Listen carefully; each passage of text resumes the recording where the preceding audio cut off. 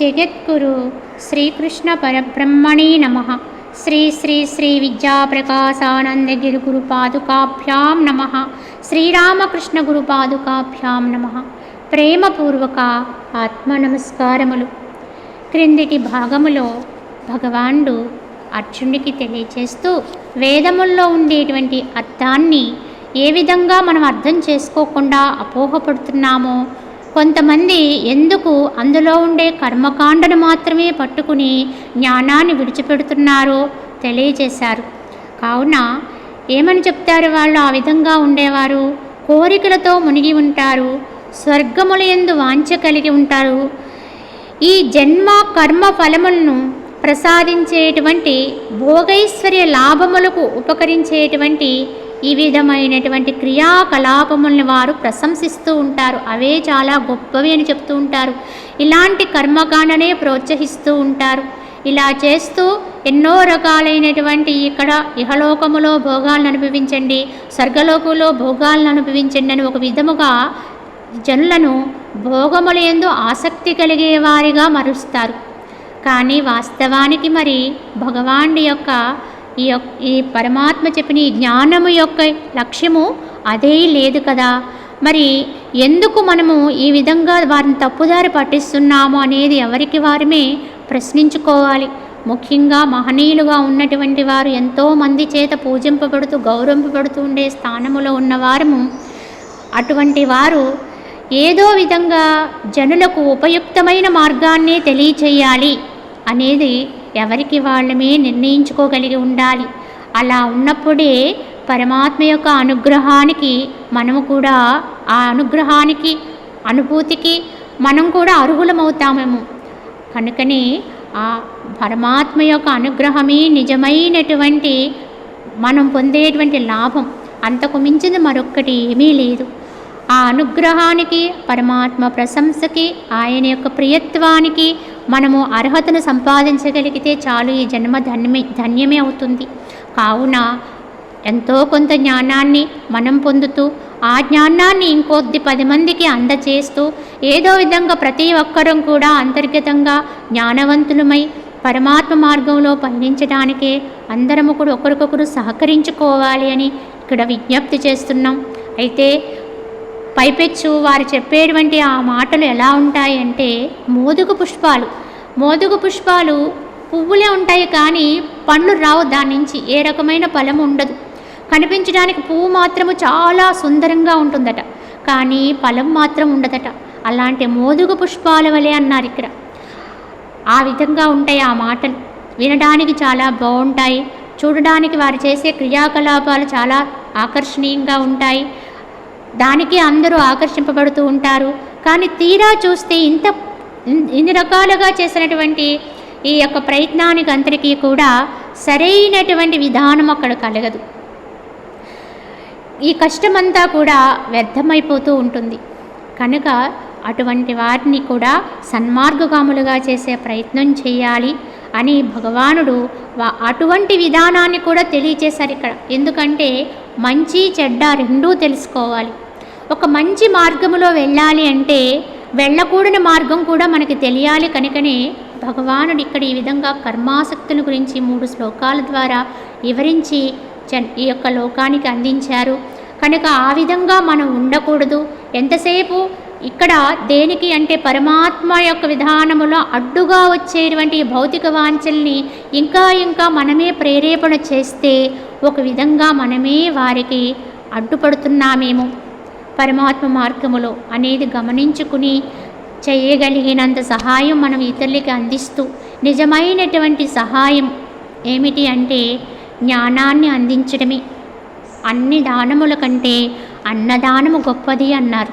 కానీ అంతకంటే గొప్పది ఏమిటంటే నీవు చరించినటువంటి జ్ఞానాన్ని, నీవు అనుభవిస్తున్నటువంటి జ్ఞానాన్ని ఇంకొకరికి ఏదో విధంగా వారి అందజేసి వారి దుఃఖాన్ని వారే పోగొట్టుకోగలిగేటువంటి విధానాన్ని కలగజేస్తే అంతకు మించినటువంటి భాగ్యం మరొకటి లేదట. కనుకనే భగవానుడు కూడా ఈ భగవద్గీత అనేదాన్ని మనకు అందించి ఆయన కూడా నిష్కామంగానే ఇదంతా చెప్పడము నా ధర్మం కనుక చెప్పాను, కనుక నీవు ఏమి తీసుకుంటావో దీని నుంచి అదే గ్రహించు అర్జున అని తెలియజేసి తన నిష్కామత్వాన్ని చివరిలో వెల్లడి చేస్తారు. అదేవిధంగా భగవానుడే ఇంత జ్ఞానాన్ని అందించి నిష్కామంగా ఉన్న విధంగానే ప్రతి ఒక్కరూ కూడా ఏ యొక్క కామన లేకుండా ఎంతో హితకర్మగా ప్రియకర్మగా పరమాత్మకు ప్రియత్వాన్ని కలిగించే విధానములో ఈ జ్ఞానాన్ని అందరికీ పంచేటువంటి మార్గాన్ని ఎంచుకోవాలి అని మరొక్కసారి పరమాత్మ వాక్యాల్ని స్మృతిలోకి తెచ్చుకుందాము. కనుకనే అటువంటి వారి యొక్క బుద్ధి నిశ్చయాత్మకంగా ఉండదు అన్నారు ఇక్కడ. ఈ విధముగా భౌతికమైనటువంటి వాంఛలతో కూడిన కర్మకాండలో మునిగిపోయిన వారి యొక్క బుద్ధి నిశ్చలముగా ఉండదు. ఎలా ఉంటుంది అంటే గాలి వీచే చోట పెట్టిన దీపం వలె. గాలి వీచని చోట దీపాన్ని పెడితే నిశ్చలంగా ఉంటుంది, కానీ గాలి వేసే చోట దీపాన్ని పెడితే ఆ దీపం ఉంటుందో లేదో ఎవరికీ అర్థమే కాదు. ఏ క్షణములో అది గనువవుతుందో తెలియదు. అలా ఉంటుంది ఆ బుద్ధి. ఏ క్షణమునకు ఏమి నిర్ణయం తీసుకుంటుందో తెలియదు. అటువంటి నిశ్చయము లేనటువంటి బుద్ధిని ఏ విధంగానూ మనము పరమాత్మకు అర్పణ చెయ్యలేం. అందుకే ఎవరికి వాళ్ళము గమనించుకోవాలి. మనం చరిస్తున్న మార్గం ఏమై ఉన్నదా? 10 మంది పోతున్నారు కదా అని మనము పోవడమా, లేదా అసలు నేను వెళుతున్న మార్గము సత్యమా కాదా అని యోచించుకోవడమా అనేది ఒక్కసారి గమనించుకోండి. ఇక్కడ ఎంతోమంది జనబలాన్ని చూసుకుంటున్నాం, అలాగే ధనబలాన్ని చూసుకుంటున్నాం. ఒక విధానములో కొన్ని వందల మంది వేల మంది వెళుతున్నారు అంటే అది మనకి పరమాత్మ వైపు ఎంతవరకు తీసుకెళ్తుంది అనేది గమనించుకోకుండానే మనము ప్రవేశించడం కాదు. దాని అంతరార్థాన్ని అర్థం చేసుకుంటూ వివేకముతో ఆలోచన చేసుకొని సరైన నిర్ణయాన్ని పొందాలి. గురువులు చాలామంది ఉంటారు, కానీ సద్గురువులు కొందరే ఉంటారు. అలాగే మార్గాలు అనేకంగా ఉంటాయి, కానీ సన్మార్గము కొన్ని ఉంటాయి. ఆ విధంగా మనం వెళ్ళేటువంటి మార్గాన్ని నిశ్చయించుకోవలసినటువంటి అర్హత అలాగే అవసరము కూడా ముముక్షువుకే ఉంది, సాధకుడికే ఉంది. తాను వెళ్ళే మార్గం ఏమై ఉన్నదా అని యోచించుకోవాల్సిన పరిస్థితి సాధకుడికే ఉంది. కనుక ఎవరికి వాళ్ళని ఒక్క క్షణము నిలబడి ఆలోచించుకోండి. మనం ఏ మార్గాన్ని పట్టి వెళుతున్నాము, ఇది యథార్థముగా నిష్కామ మార్గములోకి తీసుకువెళ్ళేదైనా, ఇందులో ఎక్కడెక్కడ ఏమేమి ప్రేరణలు ఉంటున్నాయి అనేది గమనించుకోండి. ఇక్కడ ఏ ఆడంబరాలకి తావు లేదు. భగవంతుణ్ణి పొందే విధానంలో ఆడంబరములు అనేవి అసలు అక్కడ అవసరమే లేదు. అక్కడ కావలసిందల్లా శుద్ధత, పవిత్రత, ఏ విధమైనటువంటి మనోవికారము లేనిటువంటి స్థితి, కపట స్థితి కాదు. అక్కడ ఒక రుజు మార్గం కావాలి, రుజుత్వం కావాలి, నిజాయితీ కావాలి. అది ఎక్కడుంటే అక్కడే పరమాత్మ ఉంటాడు. ఇక్కడ పండితులు అంటే గొప్ప గొప్ప ప్రజ్ఞ కలిగిన వారు అనుకుంటాం, కానీ ఎంత పాండిత్యమున్నా సత్యమనకు దూరం అయిపోతే పరమాత్మను మనం అందుకోలేము. కనుక ఎప్పుడూ కూడా సత్యం అనే దానికి విలువ ఇవ్వాలి, ఆ సత్యత్వాన్ని ఎప్పుడూ నిలబెట్టుకుంటూ ఉండాలి అని గమనించుకుంటూ ఎవరికి వాళ్ళమే, ఎవరి దారిని వాళ్ళే ఎంచుకునేటువంటి స్వాతంత్ర్యాన్ని పరమాత్మ మనకి ఇచ్చాడు. కనుక మనమే నిశ్చయించుకుని మంచి మార్గాన్ని పట్టుకుని పరమాత్మ వైపు అడుగులు వేద్దాము అని ఒక్కసారి మనమందరము ఇక్కడ ఒక వాగ్దానము లాంటి నిర్ణయానికి వద్దాం. అదేవిధంగా భగవానుడు అర్జునుడికి తెలియచేస్తూ ఈ వేదాల యొక్క సారాన్ని కూడా ఇలా చెప్తున్నారు. త్రైగుణ్య విషయా వేద నిస్త్రైగుణ్యో భవార్జున నిద్వంద్వో నిత్య సత్వస్థో నిర్యోగక్షేమ ఆత్మవాన్ అన్నారు. అంటే ఈ వేదముల యందు కూడా త్రిగుణ రూపకమైనటువంటి ఈ యొక్క సంసారమైనటువంటి భౌతికమైనటువంటి విషయాలు ఎన్నో ప్రస్తావనకు వచ్చినవి. కానీ నీవు గుణాతీతుడువు, ద్వంద్వరహితుడువును, శుద్ధ సత్వమును ఆశ్రయించిన వాడువుగాను, యోగక్షేమముల యొక్క చింతలేని వాడివిగాను ఆత్మనిష్ఠుడుగా ఉండు అర్జున అన్నారు. కనుక ఈ వేదాలు వాటి యొక్క విధానము, వాటి యొక్క నిష్కర్ష, వాటి యొక్క వాదాలతో నీకు పనేమి అర్జున, అవన్నీ పక్కన పెట్టు. ఎందుకంటే మనకి ఈ యొక్క ప్రకృతి అనేది 3 గుణాల మయమని చెప్తారు. సత్వగుణము, రజోగుణము, తమోగుణము. ఈ 3 గుణాల యొక్క ప్రభావం చేతే మనస్సు అనేది చరిస్తుంది, పనిచేస్తుంది. దాని యొక్క ఆధారంగా ఇంద్రియాలు పనిచేసి ఈ జగత్తులో మన యొక్క నడవడికలు ఏర్పడుతూ ఉంటాయి. కనుక అన్ని రకాలైన కర్మాచరణకి కారణము ఈ మనస్సులో ఉండే ఈ 3 గుణాలే. ఈ 3 గుణాల యొక్క ప్రాభావికంగా వచ్చేటువంటి కర్మల్ని కూడా వేదాల్లో వివరించడం జరిగింది. ఎందువల్ల అంటే అవి కూడా అవసరమే అక్కడ.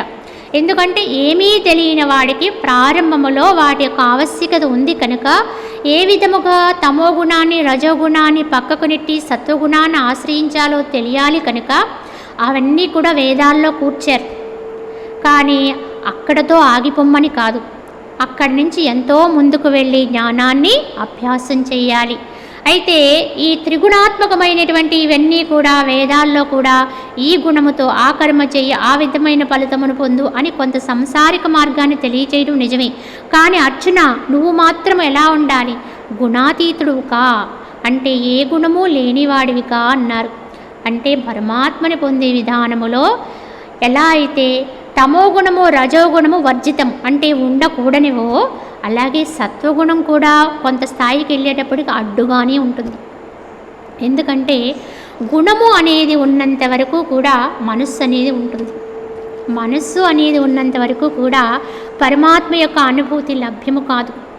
ఎందుకంటే పరమాత్మ గుణాతీతం, ఏ గుణము లేనివాడు, గుణములకు అతీతమైతే తప్ప గుణములను దాటిన వాడికే భగవంతుని యొక్క అనుభూతి కలుగుతుంది అన్నారు. కనుకనే అర్జున, నీవు త్రిగుణాతీతుడువుక, అంటే గుణములు లేనివాడివిక, ఏ గుణము లేని స్థితికి వెళ్ళాలి. సత్వగుణం అనేది కొంతవరకు అభ్యాసమే, కొంతవరకు అవలంబించాలి. ముందు తమో గుణాన్ని, రజోగుణాన్ని పక్కకు నెట్టుకుని మంచి గుణమైనటువంటి సత్వగుణాన్ని మనం కొని తెచ్చుకుంటూ క్రమంగా సత్కర్మాచరణ చేస్తూ భగవత్కర్మల ఆచరణలో ఉంచుతూ పరహిత కర్మ చేస్తూ ఇలాగ మనకు సన్మార్గంలో ఉంచుకోవాలి. అయితే యథార్థముగా పరమాత్మ యొక్క అనుభూతిలో అంతర్ముఖత్వంలోకి వెళ్ళేటప్పటికీ సత్వగుణము కూడా అడ్డుగా ఉంటుంది. కనుక ఏ గుణము లేని స్థితికి వెళ్ళి ఆ మనసుకి ఆవల ఉన్నదే పరమాత్మ స్థితి. కనుక మనసు లేని స్థితిని పొందాలి. పెన్న దాటితే పెరుమాళ్ల సేవ అన్నారు. అంటే ఆ పెన్నా నది దాటిన తర్వాతే పెరుమాళ్ల సేవ. అలాగే ఈ మనస్సుకి ఆవల ఉన్నది పరమాత్మ స్థితి. కనుక అది ఉన్నంత వరకు భగవంతుని మనం తెలుసుకోలేం, ఊహించలేం. అందుకే మనసుకి అది ఊహాతీతము అన్నారు. మనసు కనీసం పరమాత్మ గురించి ఊహనైనా చేయలేదు. ఎందుకంటే దానికి తెలియదు, అది దాని తర్వాత పుట్టింది. కనుక ఈ 3 గుణములకు అతీతుడువుక, ద్వంద్వములను అధిగమించిన వాడివిక. ద్వంద్వములు అంటే 2. ఈ జగత్తులో ఉన్నవన్నీ 2గానే ఉన్నాయి. సుఖదుఖాలు, కష్టనష్టాలు, జయాపజయములు, ఇలా ఎన్ని చూసుకున్నా ఎత్తు పల్లములు, చీకటి రాత్రి పగలు, ఇలా అన్నీ 2గా ఉన్నాయి. కానీ మనము వాటిని గమనించుకోక ఒక్కదాన్ని అభిలషిస్తూ ఉంటాం. కానీ 2 ఉంటాయని తెలుసుకుని జగత్తుని సహజంగా ఎవడైతే తీసుకుంటాడో, రెండిటినీ స్వీకరణ చేయగలుగుతాడో వాడే ద్వంద్వములకు అతీతుడు కాగలుగుతాడు, ద్వంద్వరహితుడు కాగలుగుతాడు, 2 లేనివాడు కాగలుగుతాడు. 2 ఉన్నంత వరకు భేదం ఉంటుంది. శీతోష్ణములు, ఇది శీతలము, ఇది ఉష్ణము, ఇది చల్లగా ఉంటుంది, ఇది వేడిగా ఉంటుంది అని తెలిసినంత వరకు అక్కడ భేదం ఉంది. కానీ రెండిటినీ ఒకే విధంగా స్వీకరణ చేయగలిగితే శీతలమైన ఉష్ణమైన ఒక్కటి. అంటే రెండిటినీ ఒకే విధంగా చూడగలిగేవారు యోగులు, మహనీయులు. మరి పూర్వకాలములో ఋషులు అన్ని కాలముల యందు ఒక విధంగానే వాళ్ళు తపస్సు ఆచరించేవారు. వాళ్ళకి కాలము యొక్క ప్రభావం వారి మీద ఉండేది కాదు. ఎందువల్ల వారి మీద ఉండేది కాదు అంటే అది వారి యొక్క మానసిక స్థితి. అగ్నిలో ఉండి తపస్సు చేసేవారు, అలాగే నీటిలో మునిగి తపస్సు చేసేవారు. చలి అంటే మంచుగడ్డల్లో ఉండి తపస్సు చేసేవారు. అయినా వారికి ఒక్క విధంగానే అనుభవించేవారు.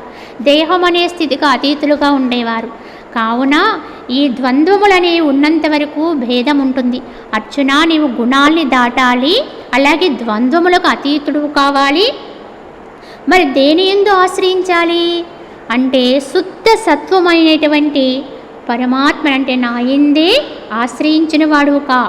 శుద్ధ సత్వము, సత్వగుణము వేరు, ఈ శుద్ధ సత్వం ఇక్కడ చెప్పిన శుద్ధ సత్వం వేరు. సత్వగుణం అనేది గుణముల్లో ఒక్కటది. రజో తమో గుణములతో పాటు సత్వగుణం కూడా మూడవ గుణం. కానీ శుద్ధ సత్వం అనేది ఆత్మకు సంబంధించినది, భగవంతునికి సంబంధించినది. కనుక నువ్వు దేన్ని ఆశ్రయించి ఉండాలి అంటే దేన్ని పట్టుకుని ఉండాలి. ఆశ్రయం అంటే పట్టుకోవడం, ఇంకా దాన్ని తప్ప ఇంకేదీ లేదు అనేటువంటి కడు నిశ్చయముతో దాన్ని అలాగ అనుసంధానమై ఉండడం. అదే ఆ శుద్ధ సత్వం అంటే ఆత్మానుసంధానపరుడవై ఉండు. ఆత్మని నువ్వు అలాగ ఆశ్రయించిన వాడు ఒక ఆత్మే పరమాత్మ భగవంతుడు. అలా ఉన్నటువంటి వాడివై ఎలా ఉండాలి అంటే నిర్యోగక్షేమ ఆత్మవా అని అన్నారు ఇక్కడ. యోగము క్షేమము. యోగము అంటే లేనిది కలగడం అనేది యోగము, ఆ కలిగిన దాన్ని క్షేమంగా ఉంచుకోవడం అనేది క్షేమము. కానీ ఇక్కడ ఏం చెప్పారు? యోగక్షేమం అనేది నిర్యోగక్షేమం అన్నారు. అంటే యోగక్షేమములు కూడా కోరని వాడివై ఉండు. యోగము క్షేమము ఈ రెండింటినీ కూడా అభిలషించిన వాడివై, దేనిని నువ్వు వాంఛించిన వాడినివై, ఏది రావాలని కోరుకోవద్దు, వచ్చిన దాన్ని క్షేమంగా రక్షించుకోవాలనే భావన లేని వాడివై దేన్ని పట్టుకుని ఉండాలి? ఆత్మవాన్ అంటే ఆత్మని అనుసంధానపరుడవై ఎప్పుడైతే ఉంటావో, నువ్వు ఆత్మగానే ఉంటావో, అప్పుడు రావలసినది అదే వస్తుంది, ఉండవలసినంతకాలం అదే ఉంటుంది. కనుక యోగక్షేమాలు కూడా నువ్వు యోచించిన వాడివై ఉండు. ఎప్పుడైతే నువ్వు శుద్ధ సత్వమైనటువంటి ఆ పరమాత్మని ఆశ్రయించిన వాడివై ఉంటావో అప్పుడు ఫలానాది కావాలి అనేటువంటి కాంక్షలు ఉండవు, ఆ వచ్చినటువంటి దాన్ని రక్షించుకోవాలి అనేటువంటి తపన ఉండదు. ఇది ప్రస్ఫుటంగా మహనీయుల్లో మనకి వ్యక్తమయ్యే లక్షణం. ఎవరు ఏమిటి అనేది మనం ఎలా అర్థం చేసుకోవాలి అంటే వారు ఇహములో ఉచ్చరించే విధము, వారి యొక్క ప్రవర్తన విధానాన్ని బట్టి వారి అంతర్గత స్థితిని అంతో ఇంతో మనము గమనించుకోవచ్చు. యథార్థముగా ఈనాడు మనం ఎందరినో మహనీయులు చూస్తున్నాం. కానీ వారిలో మనకు కనిపించవలసింది ఏమిటంటే ఎవరైతే మహానుభావులైతే ఆత్మవా అనంటే ఆ శుద్ధ సత్వమైన ఆత్మని అనుసంధానమై ఉంటారో వారి యొక్క లక్షణంగా మనం ఏం తెలుసుకోగలుగుతామంటే ఇహములో దేని యందు వాంఛలు ఉండని వారవుతారు, దేనిని కోరని వారవుతారు, దేని యందు అభిలాష కలిగిన వారే ఉండరు. కాకపోతే ఏది వస్తుందో దాన్ని స్వీకరిస్తారు. యోగక్షేమం అంటే వచ్చిన దాన్ని కాదని మాత్రము ద్వేషించరు, ఏదొస్తుందో దాన్ని స్వీకరణ అయితే చేస్తారు. వచ్చిన దాన్ని రక్షించుకునే తపన కూడా వారికి ఉండదు, అది ఉండవలసిన కాలం ఉంటుంది. కనుక దాన్ని నాది అని దేని పట్ల కూడా మమత్వాన్ని కూడా పెంచుకోరు. ఏది ఉంటుందో దాన్ని అనుభవిస్తూ ఉంటారు.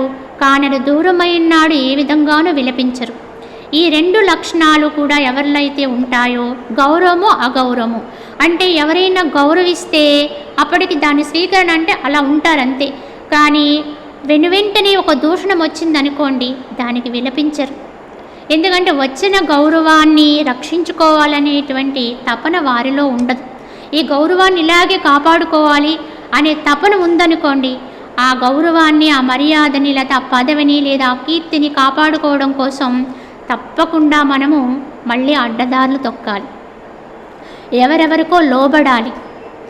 ఎందుకంటే చూడండి, ఇప్పుడు మనం గమనించుకుందాం, లోకములో ఒక పదవి స్వీకరించామనుకోండి, ఆ పదవి వచ్చిందనుకోండి, ఆ పదవి వచ్చిన తర్వాత అసలు తపన మొదలవుతుంది. ఎందుకంటే వచ్చిన పదవి పోకుండా ఉండడానికి ఏం చేయాలి, ఎలా ఉండాలి, కనుక దానికోసం ఎవరినెవరిని పట్టుకోవాలి, అవసరమైతే తప్పును కూడా సమర్థన చేస్తూ ఉంటారు ఒక్కొక్కసారి. ఎందువల్ల అంటే తమ పదవి పోతుందేమో, తమకు వచ్చినటువంటి యొక్క అధికారం పోతుందేమో అనే భయం వస్తుంది. కనుక ఒక్కొక్కసారి తప్పని తెలిసి కూడా ఆ మార్గాన్ని అంగీకరిస్తూ ఉంటారు. ఇదేమిటి అంటే ఒక విధంగా అస్వతంత్రత. స్వతంత్రత లేకపోవడం అంటే ఇదే. ఎందువల్ల అస్వతంత్రత వచ్చింది మనకి అంటే కోరిక, కామన. ఎక్కడైతే మనకి ఫలము ఎందు కామన వచ్చిందో, సక్తత వచ్చిందో, కావాలని ఆశ వచ్చిందో వెంటనే స్వతంత్రాన్ని కోల్పోతాం. ఎవరైనా చిన్నదైనా పెద్దదైనా ఇంతే, చిన్న కోరికైనా పెద్ద కోరికైనా ఇంతే. ఎక్కడ కోరిక పుట్టిందో అక్కడ స్వతంత్రం పోతుంది. నిజమైన స్వాతంత్ర్యము అనేది ఒక కోరిక లేనివాడు ఒక్కడే అనుభవించగలుగుతాడు తప్ప అంతకు మించి ఎవ్వరికీ స్వతంత్రాన్ని పొందే అధికారము లేదు యథార్థముగా అయితే. ఇది యోగులకే అర్థమయ్యే భాష. కనుక అన్ని దుఃఖాలకి కారణం కోరికే అన్నారు. కానీ యోగక్షేమం ఏదో ఒకటి రావాలి, వచ్చిన దాన్ని క్షేమంగా ఉంచుకోవాలనే తపన ఉంది అంటే తప్పకుండా మనము స్వతంత్రాన్ని కోల్పోవలసిందే. కానీ మహనీయులు ఎప్పుడూ అలా ఉండరు కనుక అర్జున నువ్వు అలా ఉండొద్దు. నిర్యోగక్షేమ ఆత్మవాన్ అంటే యోగం అనేది కోరకు, అలాగే క్షేమం కూడా నీకు అవసరం లేదు. ఎక్కడుండాలి? ఆత్మవాన్, ఆత్మగానే ఉండు. ఆత్మవాన్ ఆ యొక్క శుద్ధ సత్వమునందు నిశ్చలత్వాన్ని పొంది ఏ కామన లేని వాడివై ఏది వస్తుందో దాన్ని స్వీకరణ చేస్తూ అది వీడిపోయినప్పుడు కూడా ఏమీ బాధపడిన వాడివై ఒకే విధంగా ఉండే సమత్వ స్థితిని పొందు అర్జున. కనుక వేదాల్లో ఉండే వేదవాదాలతో నీకు పని లేదు. కనుక అవన్నీ తెలుసుకుంటేనే తప్ప పరమాత్మ లభించుడు అనుకోవడం కూడా అపోహే. ఎందుకంటే ఎంత విస్తారంగా తెలుసుకున్నా సూక్ష్మత్వాన్ని పట్టుకోలేనప్పుడు, అసలు అందులో ఉండేటువంటి మర్మాన్ని మనం అనుష్ఠానంలో పెట్టుకోలేనప్పుడు ఎంత చదివినా ఎన్ని తెలుసుకున్నా ఎన్ని చెప్పినా వ్యర్థమే కదా.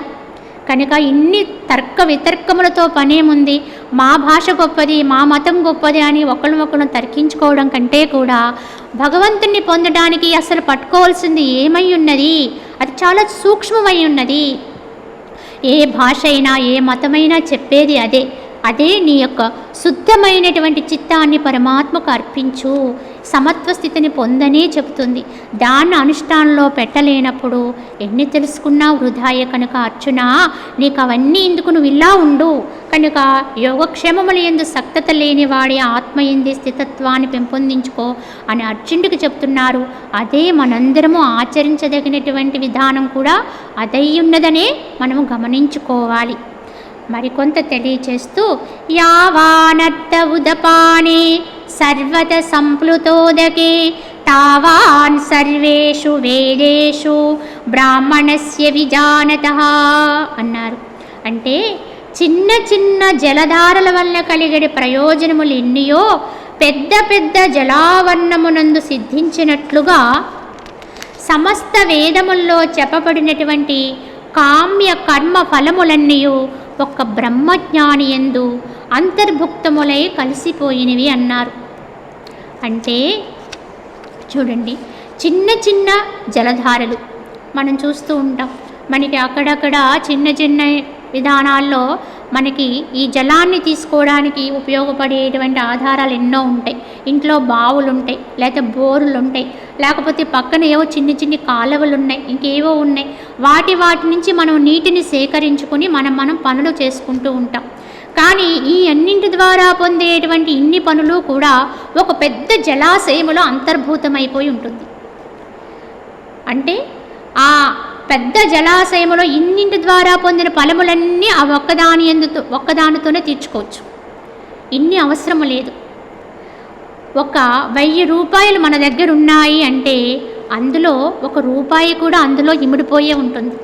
నా దగ్గర 1000 రూపాయలే ఉన్నాయండి, రూపాయి లేదండి అంటానికి చెప్పలేం. ఎందుకంటే ఆ ఒక్క రూపాయి 1000 రూపాయల్లో ఇమిడే ఉంది. అలా మనం గమనించుకున్నట్టే ఇక్కడ వేదాల్లో చెప్పినటువంటి అనేక రకాలైనటువంటి కామ్య కర్మ ఫలములన్నీ కూడా ఏమేమి చెప్పారో, ఎంతో గొప్పగా వర్ణించారో, ఈ రోజున ఎంతోమంది వాటిని అనేక రకాలుగా అనుష్ఠానములో ఉంచి గొప్ప గొప్ప విద్వాంసులుగా, పండితులుగా ఎంతో గొప్ప పేరు ప్రతిష్టలు పొందుతూ ఉన్నారో, అటువంటి కర్మఫలాలన్నీ కూడా ఇన్ని చేయలేకపోయినప్పటికీ కూడా ఒక్క బ్రహ్మజ్ఞాని యందు ఇవేమీ వాడికి తెలియకపోవచ్చు. వాడికి తెలిసిందల్లా ఒక్కటే. అది ఏమిటి అంటే ఇంతకుముందు అర్జునుడికి చెప్పినట్లుగా ఆత్మవాన్ అంటే ఆ బ్రహ్మమునందు మనస్సుని స్థితం చేసుకుని ఉంచుకోవడమే. దానిలో ఇక ఏ విధమైనటువంటి వివిధ రకాలైనటువంటి సంకల్పాలు కానీ భావాలు కానీ లేనివాడే సంపూర్ణమైనటువంటి నిశ్చయముతోటి భగవంతునికి ఆ మనసుని అర్పణ చేసి ఉంచిన వాడే బ్రహ్మజ్ఞాని. ఆ బ్రహ్మమునందు నిష్ట కలిగిన వాడే బ్రహ్మజ్ఞాని. వాడు ఎవ్వడండి, ఎక్కడండి, వాడు పుట్టుకేమి, పూర్వోత్తరాలేమి, వాడి మతమేమి, కులమేమి, ఇది ఎక్కడా చెప్పలేదండి. కేవలం బ్రహ్మజ్ఞాని అంటే బ్రహ్మమునందు నామరూపములకు గుణములకు అతీతమైనటువంటి బ్రహ్మం ఏదైతే ఉందో అటువంటి బ్రహ్మమునందు స్థితత్వమును కలిగిన వాడే బ్రహ్మజ్ఞాని. అటువంటి బ్రహ్మజ్ఞాని యందు ఈ కామ్యకర్మల ఫలాలన్నీ కూడా అంతర్భుక్తములై ఉంటాయన్నారు. అంటే ఆ ఒక్కని ఎందు ఇవన్నీ ఇమిడిపోయి ఉంటాయి. అంటే ఇవన్నీ అతనికి తెలియకపోవచ్చు, అతను ఇవేమీ చెప్పలేకపోవచ్చు. ఏ పని చేస్తే ఏమవుతుంది, ఏం జరుగుతుంది, ఏ మంత్రానికి అర్థం ఏమిటి, ఏ శ్లోకానికి అర్థం ఏమిటి, దీనికి అసలు ఛందస్సు ఏమిటి, వాడికి ఏమీ తెలియదు. నిజం చెప్పాలంటే ఇప్పుడు మీ ముందున్న నాకు కూడా ఏమీ తెలియదండి, యథార్థతున్నా అసలు ఏమీ తెలియదు. కనుక కనీసం సంస్కృతంతో పరిచయం కూడా లేదు. భగవంతుడు ఇచ్చినటువంటి ప్రసాదంగా ఆయన అనుగ్రహంగా ఇలా మీ ముందు కూర్చుని ఏదో 4 మాటలు చెప్పడమే తప్ప అంతకు మించినటువంటి విధానములో ఎక్కడా ఏ అర్హత లేనటువంటి వారం. కానీ ఒకే ఒక్క ధైర్యంతో మీ ముందుకు వచ్చాం. అదే పరమాత్మ యందు నిశ్చలమైనటువంటి మనసును అర్పణ చేయగలుగుతున్నామనేటువంటి ఏకైక నిశ్చయమే. అలా చేసే ప్రయత్నంలో ఉన్నాం. అంటే చేస్తున్నామో లేదో తెలియకపోవచ్చు, కానీ చేసే ప్రయత్నం అయితే ఉన్నది. దాని నిష్కామ భావంతో, శుద్ధత్వంతో పరమాత్మకు అర్పణ చెయ్యాలనేటువంటి ప్రయత్నం ఇక్కడ సదా జరుగుతూనే ఉన్నది. ఆ ఒక్క అర్హతతోటే ఈ విధంగా మీ ముందుకు వచ్చి 4 మాటలు మాట్లాడే అవకాశాన్ని పరమాత్మ ఈ యొక్క శరీరం అంటే ఈ దేహాన్ని ధరించి ఉన్నాం, కానీ లోపల ఉన్నది మాత్రం అంతా పరమాత్మ శక్తి. ఈ రూపంతో ఈ 4 మాటలు పలికించేవాడు పరమాత్మే తప్ప అన్యమేమీ కాదు. కనుక ఆ బ్రహ్మమునందే సర్వశక్తులు ఇమిడిపోయి ఉన్నాయి. ఇక్కడ ఏమి కూడా వాడు తెలుసుకున్నది ఏమీ లేకపోయినా, అనేక భావాలు వాడు గమనించలేకపోయినా, ఒకే ఒక్క శక్తితో ఒకే ఒక్క బ్రహ్మమునందు నిష్ఠత్వము అనేటువంటి ఏకైక తత్వంతో సర్వము తెలిసిన వాడవుతాడు, సర్వము గ్రహించుకున్నవాడవుతాడు. ఇందుకు ప్రామాణికంగా మనకి ఎంతోమంది మహనీయులు ఉన్నారండి. పూర్వకాలములో నమ్మాళ్ళు వారనేటువంటి ఒక ఆయన ఉండేవాడట, ఒక ద్రవిడ దేశంలో. ఆయన పుట్టింది మొదలు ఎప్పుడూ కూడా ఆయన ఏ రోజున కూడా ఎక్కడికి కూడా వెళ్ళినది లేదండి. ఒక చింత చెట్టు త్వరలో మాత్రమే ఉన్నాడండి 16 సంవత్సరాలు తపస్సు చేసుకుంటూ. కానీ ఆయన కళ్ళు తెరిచి చూసేటప్పటికి ఆయన కళ్ళు తెరిచి చెప్పాడు ఏమని, మన భారతదేశంలో ఎక్కడెక్కడ ఏమేమి ఉన్నాయో అన్నీ ఆయన చూసినట్లుగా ఆయన ఒక కావ్యాన్ని కూడా రచింపచేశాడండి. దాని వివరం మనం వచ్చే భాగంలో మరికొంత తెలియచేసుకుందాం. హరి ఓం తత్సత్.